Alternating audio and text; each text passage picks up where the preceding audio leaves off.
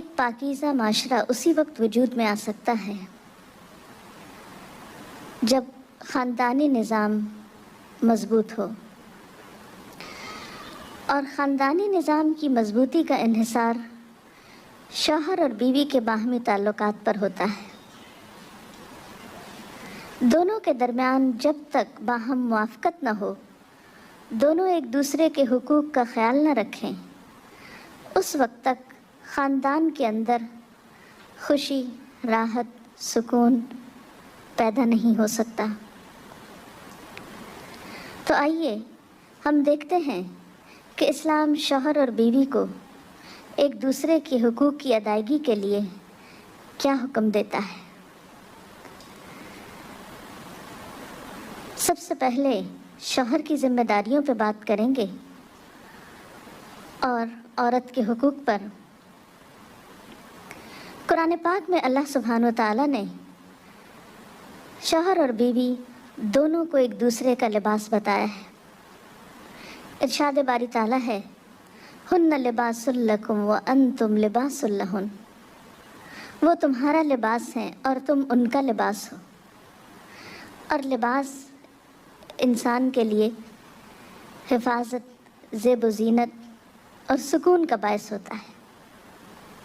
انسان اپنے لباس سے پہچانا جاتا ہے، انسان اپنے لباس کی کیئر کرتا ہے، اس کی حفاظت کرتا ہے، نگہداشت کرتا ہے، اس کے بارے میں کانشیس ہوتا ہے، اس سے غافل نہیں ہوتا، کیونکہ وہ اس کی شخصیت کو خوبصورت بناتا ہے، اور اگر لباس اچھا نہیں تو شخصیت داغدار ہو جاتی ہے۔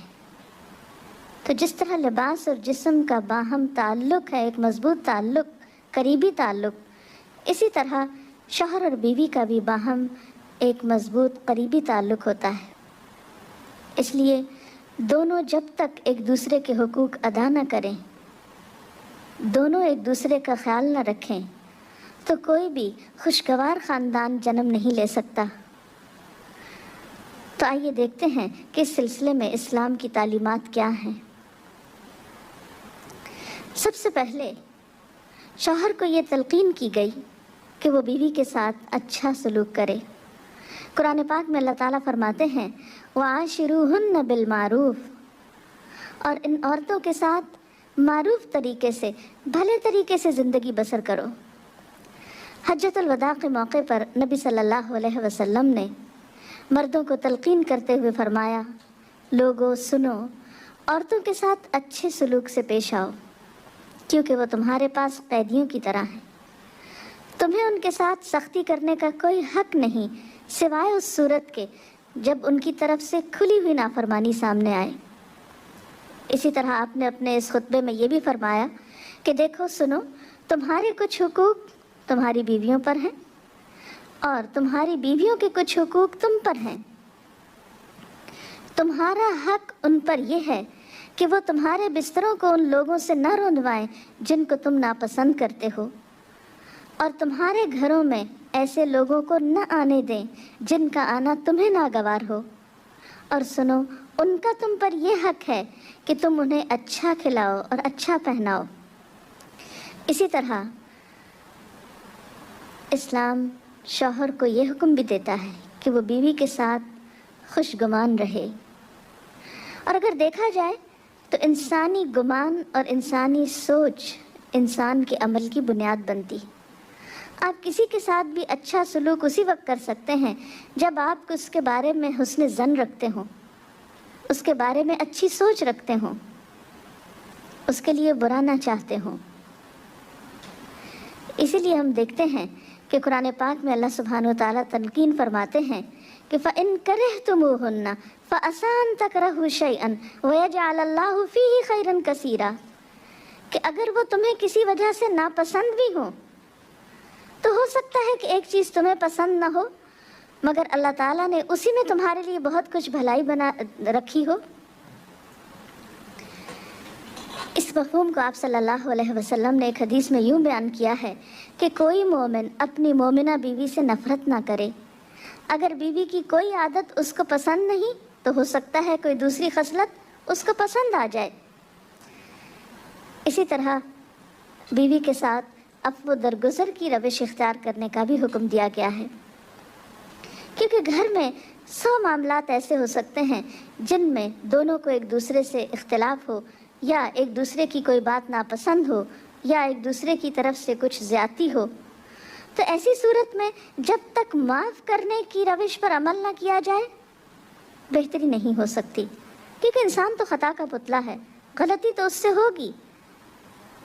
اس لیے قرآن پاک میں خاص طور پر اہل ایمان کو حکم ہے، یا ایھا الذین آمنوا ان من ازواجکم و اولادکم عدوا لکم، اے لوگو جو ایمان لائے ہو، تمہاری بعض بیویاں اور اولاد تمہارے دشمن ہو سکتے ہیں، فاحذروہم، ان سے محتاط رہو، وَإِن تَعْفُوا وَتَصْفَحُوا وَتَغْفِرُوا فَإِنَّ اللَّهَ غَفُورٌ رَحِيمٌ، پھر اگر تم معاف کر دو، بخش دو، عفو درگزر سے کام لو، تو بے شک اللہ تعالیٰ بھی غفور الرحیم ہے۔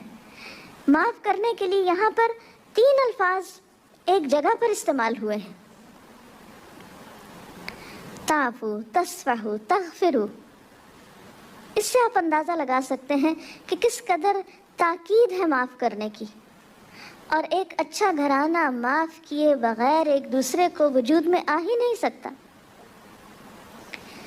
نبی صلی اللہ علیہ وسلم نے خاص طور پر عورت کے ساتھ اچھے سلوک کی تلقین کرتے ہوئے فرمایا، عورتوں کے ساتھ اچھا سلوک کرو، عورت پسلی سے پیدا کی گئی ہے، اور پسلیوں میں سب سے زیادہ اوپر کا حصہ ٹیڑھا ہے، اس کو سیدھا کرو گے تو ٹوٹ جائے گی، چھوڑ دو گے تو ٹیڑھی رہے گی، بس عورتوں کے ساتھ اچھا سلوک کرو۔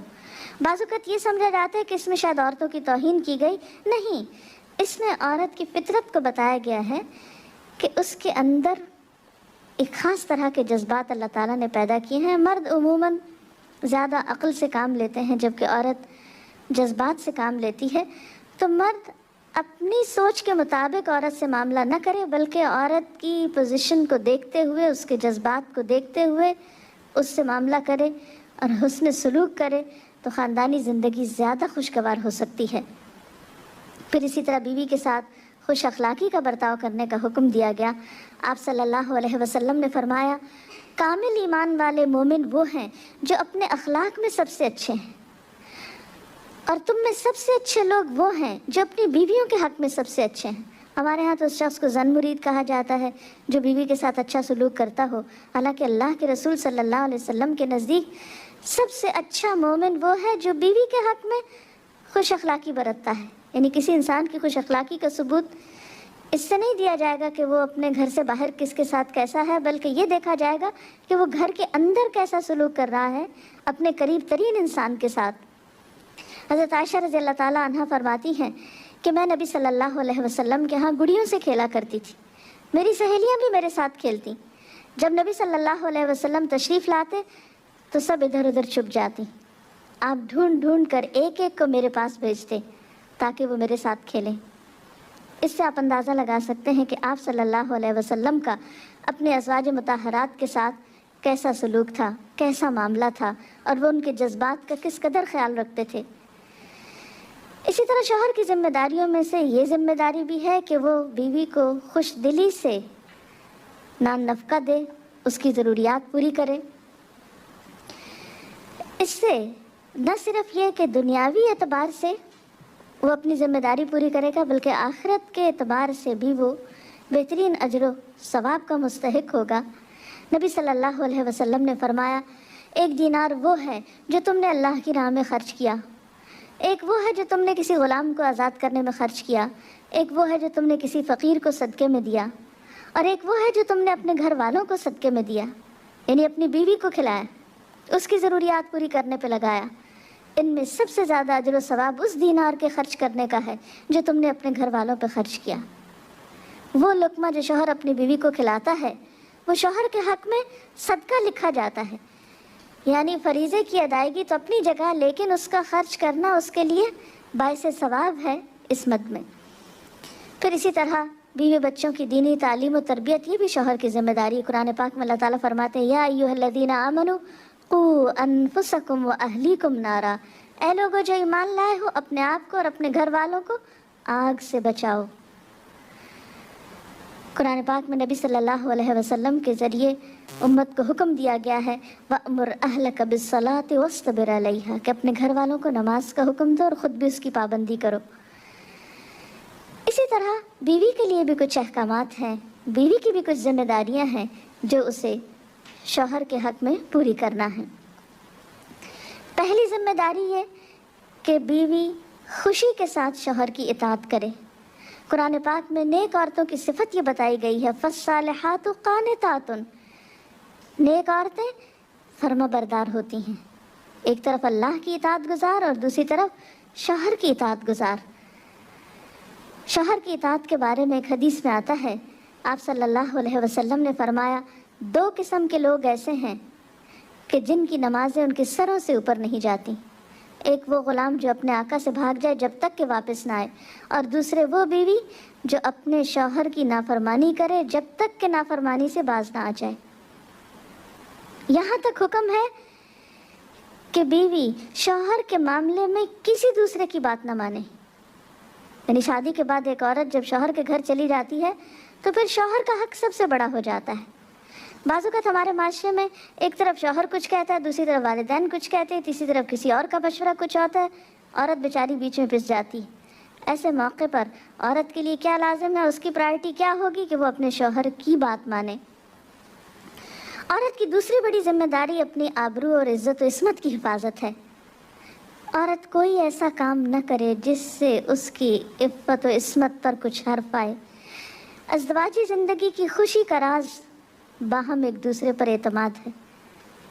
اگر کوئی بھی ایسا کام عورت کرتی ہے جس سے شوہر کے دل میں شک ہو جاتا ہے، اعتماد ختم ہو جاتا ہے، تو اس سے ازدواجی زندگی کی خوشیاں ختم ہو جاتی ہیں۔ یہ اعتماد بے حد ضروری ہے اور اس کے لیے اپنی عزت عصمت کی خصوصی حفاظت۔ نبی صلی اللہ علیہ وسلم نے فرمایا عورت جب 5 وقت کی نماز پڑھے، اپنی آبرو کی حفاظت کرے، اپنے شوہر کی فرما بردار رہے، تو وہ جنت کے جس دروازے سے چاہے داخل ہو جائے۔ اسی لیے شوہر کی اجازت اور مرضی کے بغیر گھر سے بھی نہیں نکلنا چاہیے۔ حضرت معاذ بن جبل کہتے ہیں کہ نبی صلی اللہ علیہ وسلم نے فرمایا خدا پر ایمان رکھنے والی عورت کے لیے جائز نہیں کہ وہ اپنے شوہر کے گھر میں کسی ایسے کو آنے دے جس کا آنا شوہر کو پسند نہ ہو، اور ویسی صورت میں گھر سے نکلے جب اس کا نکلنا شوہر کو پسند نہ ہو۔ اطاعت کے علاوہ شوہر کو خوش رکھنا یہ بھی بے حد ضروری ہے۔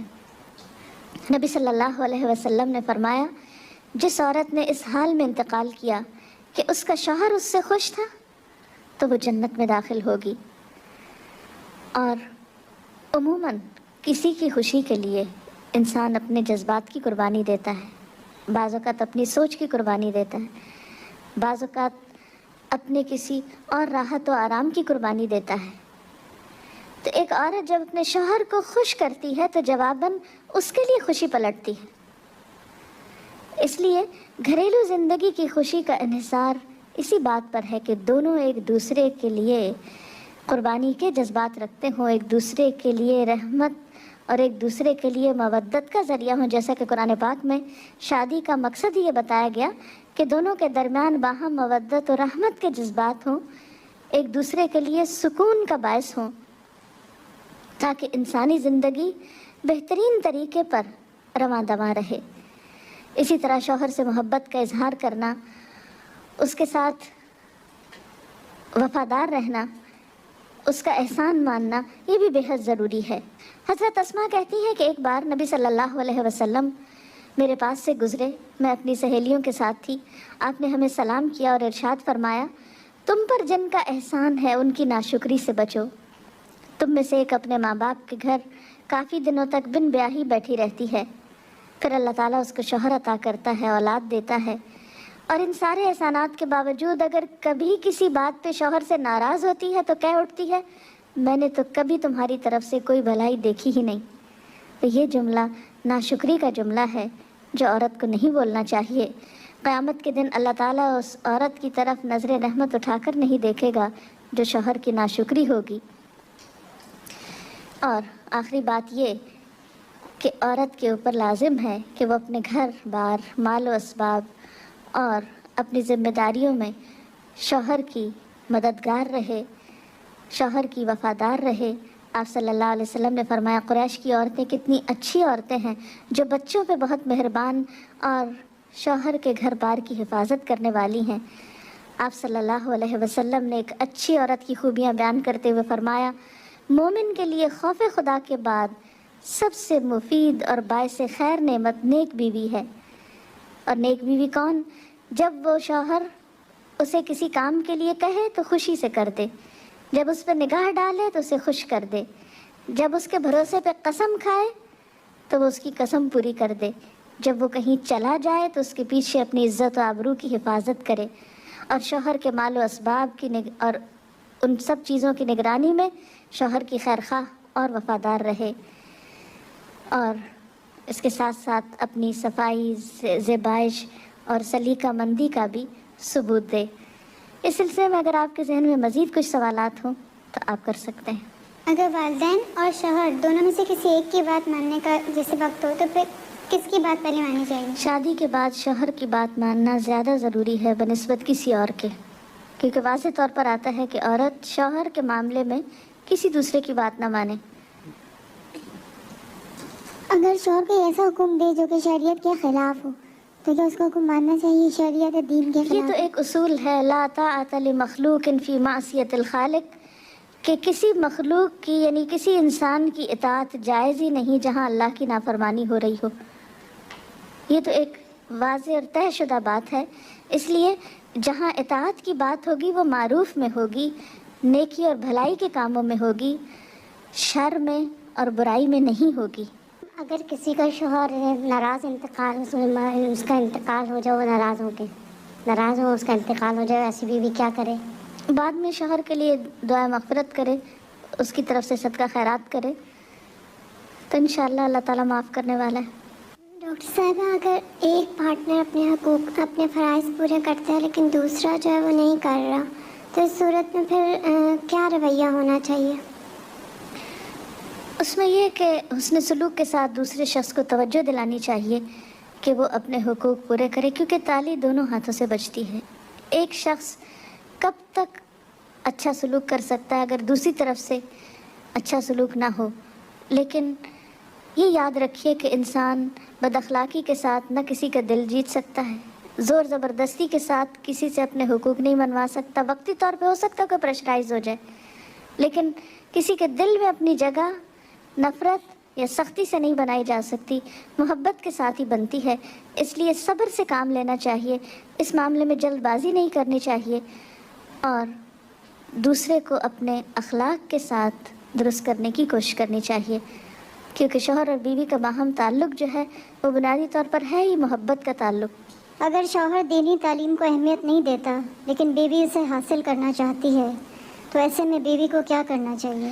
اب دیکھیے کہ دین کی تعلیم تو یہی ہے کہ طلب العلم فریضۃ علی کل مسلم، علم حاصل کرنا ہر مسلمان پر فرض ہے۔ اس میں جیسے مرد کا حق ہے علم حاصل کرنے کا، ایسا ہی عورت کا بھی حق ہے، کیونکہ علم کے بغیر تو زندگی اندھیر ہے، نہ انسان دنیا میں صحیح طور پر زندگی بسر کرتا ہے اور آخرت میں بھی وہ کیسے حساب کتاب دے سکتا ہے جب اس کو پتہ ہی نہیں کہ اس کی ذمہ داریاں کیا ہیں، اسے کیا کرنا چاہیے اور کیا نہیں کرنا چاہیے۔ تو اس لیے اسلام نے ایسے معاملے میں عورت کو حق دیا ہے کہ وہ اپنا حق لے سکتی ہے، یعنی اگر شوہر نہیں بھی راضی تو وہ دینی علم حاصل کر سکتی ہے جس پر اس کی دنیا اور آخرت کی فلاح کا انحصار ہے۔ اگر شوہر دوسری شادی کرنا چاہے اور اپنی پہلی بیوی سے اجازت لینا کیا اس پر فرض ہے؟ نہیں، فرض نہیں۔ السلام علیکم میڈم جو سنان نفقے کا ذکر کیا ہے نا کہ ذمہ داری شوہر پہ ہے، تو وہ جی ہاں، کس حد تک ذمہ دار ہے، مطلب کہاں تک دے سکتا ہے؟ کوئی لمٹ ہے اس کی کہ اتنا کماتا ہے تو اتنا دے سکتا ہے؟ نہیں، اصل میں اس میں کوئی حساب کتاب تو نہیں کیا گیا، ہر ایک کو اس کی حیثیت کے مطابق دینا ہوتا ہے۔ جو وسعت والا ہے وہ زیادہ خرچ کرے گا، جو کم حیثیت والا ہے وہ اپنی حیثیت کے مطابق کرے گا، لیکن بنیادی ضروریات بیوی بچوں کی پورا کرنا شوہر کی ذمہ داری ہے، جس میں تعلیم، رہائش، خوراک، لباس، دوا، علاج، معالجہ، یہ سب شوہر کی ذمہ داری۔ ڈاکٹر صاحب، آپ نے کہا کہ یہ باہم اعتماد کا رشتہ ہے میاں بیوی کا، میاں تو بیوی پہ اعتماد کرتا ہے، اگر بیوی کو اس پہ نہیں اعتماد ہے کہ وہ کچھ چھپاتا ہے یا کچھ نہیں بتاتا ہے، تو بیوی کو کہاں تک اجازت ہے کہ وہ اس بات کو قریدے، اس سے پوچھے؟ میرا خیال ہے کہ بعض اوقات معاملات قریدنے سے اور زیادہ خراب ہوتے ہیں، اور بعض اوقات انسان بلا وجہ کسی وہم کا شکار ہوتا ہے، شیطان وسوسے ڈالتا ہے اور انسان کو غمگین اور پریشان رکھتا ہے۔ تو اس میں یہ ہے کہ انسان کو تجسس کرنے سے منع کیا گیا ہے، کیونکہ اس سے حاصل کچھ نہیں ہوتا، اور انسان کے ظاہر پر ہی معاملہ کرنا چاہیے۔